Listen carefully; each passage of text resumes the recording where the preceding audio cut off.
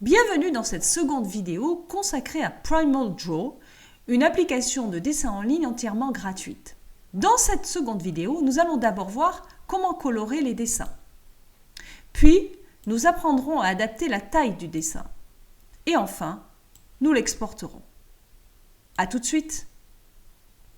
Pour colorer un élément, il faut d'abord le dessiner. Prenons le stylet et dessinons une fleur. Une fois la fleur dessinée, on doit cliquer dessus pour la sélectionner. On peut alors colorier l'extérieur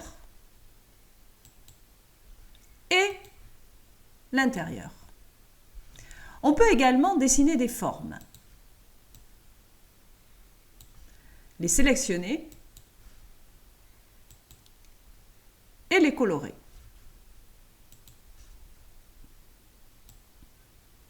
Lorsque l'on souhaite faire un dessin avec des lignes droites, on sélectionne le stylo qui est ici.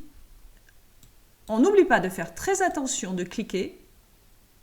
On tire, on clique à nouveau, on tire, on clique à nouveau et on tire. Il faut désélectionner ce stylo, on sélectionne l'élément et on peut le colorer. Pour finir, on peut également choisir des éléments de base. Par exemple ici, des flèches que je peux déplacer sur ma feuille comme je le souhaite et que je peux, grâce au tableau de propriétés, une fois que l'élément est sélectionné, colorier également. Ici, je peux régler l'intensité de la couleur.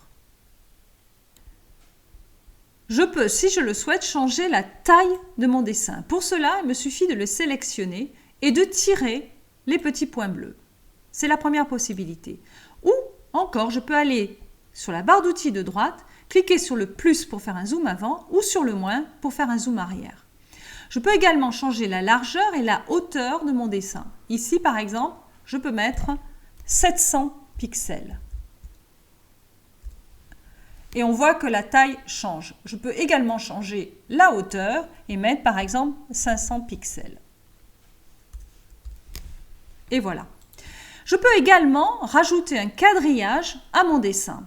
Je vais également dans la barre de droite et je clique sur le quadrillage.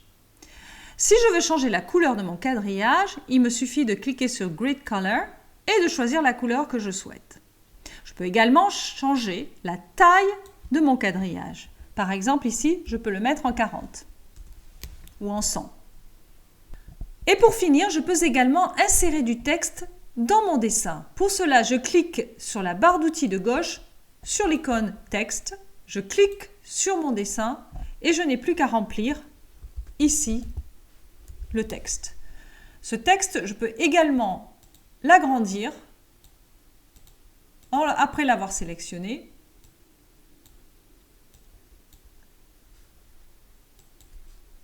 Et le colorer. Il ne me reste plus qu'à sauvegarder et à télécharger mon dessin.